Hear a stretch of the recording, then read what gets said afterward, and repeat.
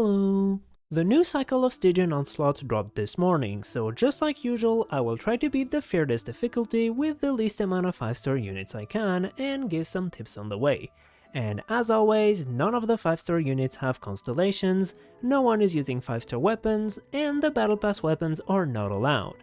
So without further ado, let's get going right away. We start with the big crab, and here we're quickly going to use all of our abilities before the crab starts flying so we can get all of the energy we need. Then we pop Dendro Traveler's Burst, use Yelan's Burst, and start hitting the seeds with Hyperblooms.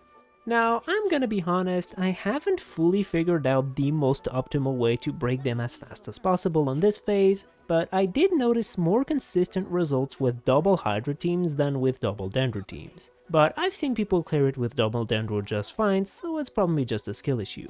After we bring the crab down, the rest of the fight is pretty straightforward. We just make sure to use our abilities off cooldown, and we're going to try to lure the crab into those little seeds he spawns so we can hit both of them at the same time. And triggering Hyper Bloom on those seeds is going to deal a lot of damage to the boss, so that's a pretty big deal.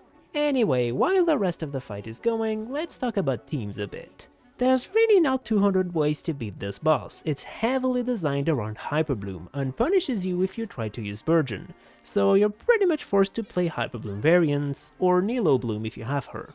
Obviously, if you have Lauma, well, the fight is literally free, but even if you don't have her, there's a decent amount of options. Nahida works, Double Hydra works, I've seen some Quick Bloom teams work as well, and I even found someone clearing it with 4 stars only, doing Kirara, Kole, Sincho, Cookie. Unfortunately, my Kirara is C1, so I tried with Dendro Traveler instead, but I still couldn't get it to work with my builds, so I had to go with Double Hydro. I do think I could do it with enough retries, but I wanted to get this video out day 1, so I decided to stick to the Double Hydro core. Anyway, we finish off the crab with our last few abilities, and clear the room with 3 seconds left on the clock.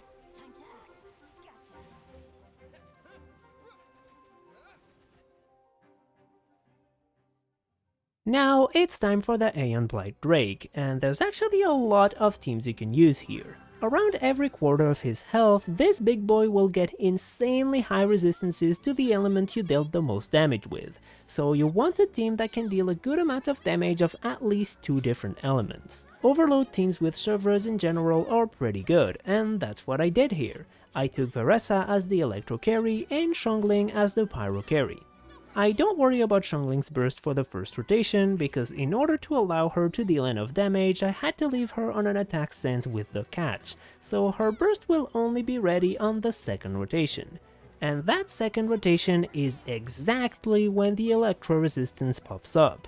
Anyway, this specific team comp only works because my 4 stars have really good builds, but for overload teams you can pretty much mix and match any good Electro and Pyro DPSs. You can do Moika Veressa, Moika Clorand, hell, you can even do something like Veressa Arlecchino. There's a lot of options with Overload. Other than that, you have the classic Moika half support half carry, like with Mualani for example, where you do a quarter of the health with Mualani, the next quarter with Moika, and so on. Freeze teams also work pretty well, where you either swap between a Cryo carry and a Hydro carry, like Skirk Novelette, or play a double Hydro Freeze teams with something like Yelan Farina. I guess some Navia teams can also work pretty well, and there's also Chaska, which can be interesting here. Since she can deal damage of 3 different elements, she will be able to deal damage throughout the entirety of the fight. However, it does come with the downside of pretty much losing a third of your damage for 75% of the fight, so it might not be as good as it sounds, but it should still be a pretty good option. Anyway, we get near the end of the fight here, so we pop our last Pyronado and clear the boss with, once again, 3 seconds left on the clock. The final boss is the big Fatui guy, and he is pretty annoying to deal with. And this big shield you see here is the main issue of the fight. You have to go down through 3 shields, and they have high resistances to every element other than Electro. So the game is kinda trying to push you into using Electro. On top of that, if you don't have Hydro in the team, the shield will regenerate very fast, so you will need to deal with each shield really quickly.